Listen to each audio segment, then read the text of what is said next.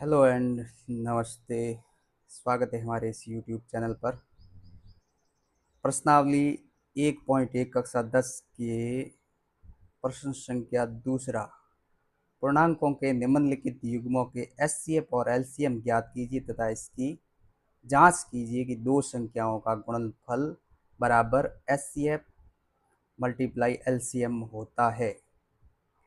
इसका जांच करना है हमें। पहले तो इनका एलसीएम और एचसीएफ ज्ञात भी करना है और इसके बाद दो संख्याओं का गुणा और एचसीएफ और एलसीएम का गुणा हमेशा बराबर होता है, इसकी जांच करनी है। तो बिना समय गंवाए हम शुरू करते हैं। पहले इन दोनों के अभाज्य गुणनखंड करते हैं,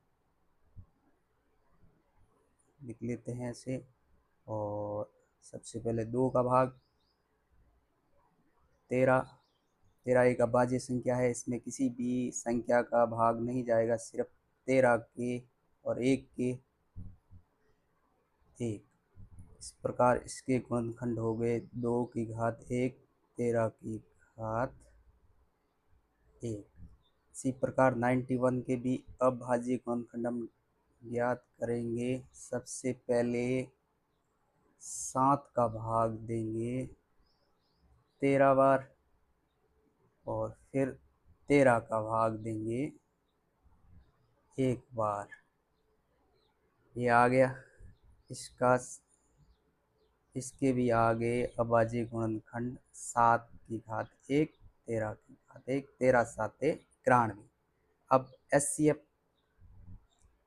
एचसीएफ में हमेशा उभयनिष्ठ जो दोनों में आता है गुणनखंड अभाज्य वो, और जिसकी पावर सबसे कम होती है वो इनका एचसीएफ होता है। तो इसमें 13 की पावर 1, इसमें भी 13 की पावर 1, तो इसका एचसीएफ हो जाएगा 13। एचसीएफ हो जाएगा 13। अब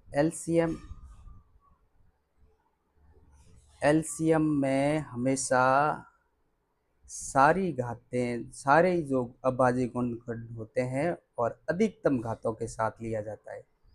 2 की अधिकतम घात 2, 13 की अधिकतम घात 1 और 7 की अधिकतम घात भी 1।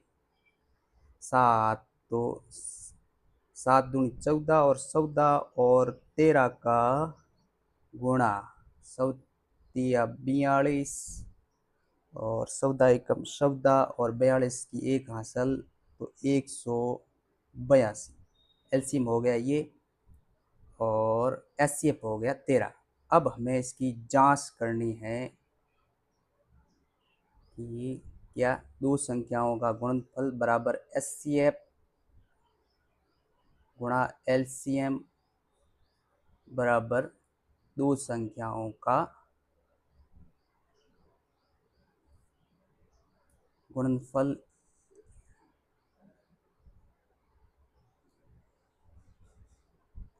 करके देख लेते हैं। एचसीएफ है 13 13, एलसीएम में 182, इक्वल संख्याएं हैं 26 एंड 91। 13 दूनी 26 और 13 दूनी 26, 13 8 104, 104 और 2 106 का 6 हासिल के लगेंगे 10। 13 एकम 13 और 10 23।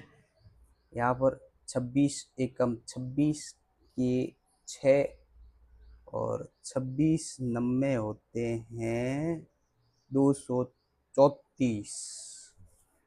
234 और 2 हासिल के 236, दोनों इक्वल आ रहे हैं। इसका मतलब एचसीएफ और एलसीएम का दो संख्याओं का गुणनफल और एचसीएफ और एलसीएम का गुणनफल हमेशा बराबर होता है। ये सिद्ध हो गया। सिर्फ दो संख्याओं का, अगर 3 संख्याओं का 4 संख्याओं का होगा तो वो नियम यहाँ पर लागू नहीं होगा। सिर्फ दो संख्याओं का गुणनफल और एचसीएफ और एलसीएम का गुणनफल हमेशा बराबर होता है।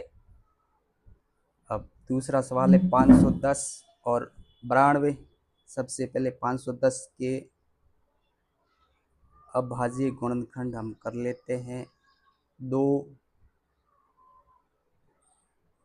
5 और 5 255, फिर 2 का भाग नहीं जाएगा, 3 का, 8 दिया 24, 5 दिया 15, फिर 5 का 17 बार, 17 पंजे 86, 17 अभाज्य संख्या किसी का भाग नहीं जाता है, 17 में 17 का ही भाग एक बार जाएगा। तो इस प्रकार 2 की पावर 1 इंटू 3 की पावर 1 इंटू 5 की पावर 1 इंटू 17 की पावर 1। 92 के अभाज्य गुणनखंड करते हैं हम। 2, 4, 6, 2, 23, 23 और 1। इसके हो गए 2 की पावर 2 इंटू 23। अब एलसीएम में तो सबसे बड़ी पावर लेनी है और सारी लेनी है। 2 में 2 की पावर 2 बड़ी है, 3 में 3 की पावर 1 सबसे बड़ी है, 5 में 5 की पावर 17 और 23। तो ऐसे 2 2 दूनी 4 दिया 12,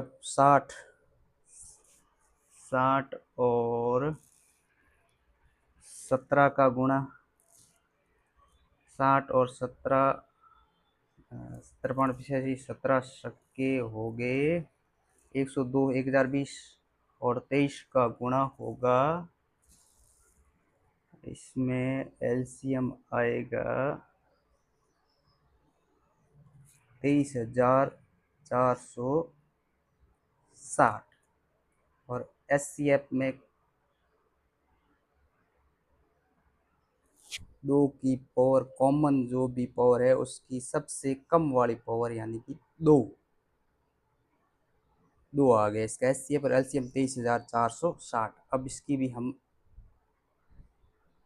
जांच कर लेते हैं होता है कि नहीं होता है। इधर एचसीएफ 2, एलसीएम 23,460, उधर 510 और 92।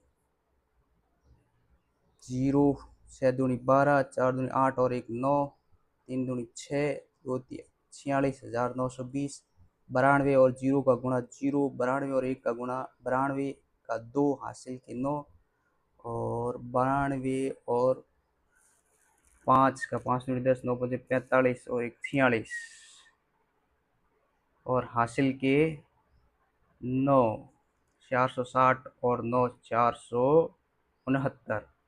दोनों बराबर आ रहे हैं, ये और ये दोनों बराबर है। इसका मतलब एलसीएम और एचसीएफ का गुणा और दो संख्याओं का गुणनफल हमेशा बराबर होता है। ये भी सिद्ध हो गया यहाँ भी।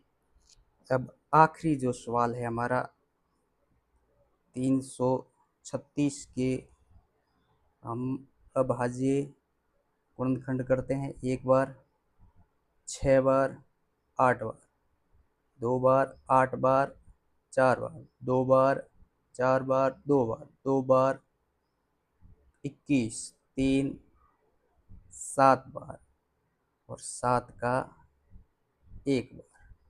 ये हो गया आपके बराबर 2 की पावर होगी 1 2 3 4 और 3 और 7।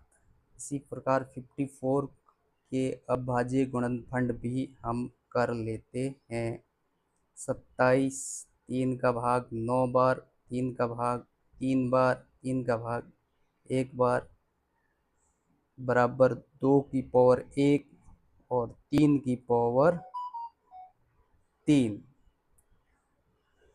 अब इसमें एचसीएफ 2 की पावर 1 लेंगे, कम वाली लेनी है, 3 की पावर भी 1 लेंगे तो बराबर 6, और एलसीएम में 2 की पावर 4 लेंगे, 3 की पावर 3 लेंगे और 7 लेंगे। तो इस प्रकार इनका एलसीएम जो आएगा वो आएगा 3 तिया 9, 9 तिया 27 और 8 का 7 और 27 का 189 और उधर 16 आ जाएंगे और 16 और 189 का हो जाएगा 3024। अब इसकी भी जांच कर लेते हैं हम। 3024 इंटू 6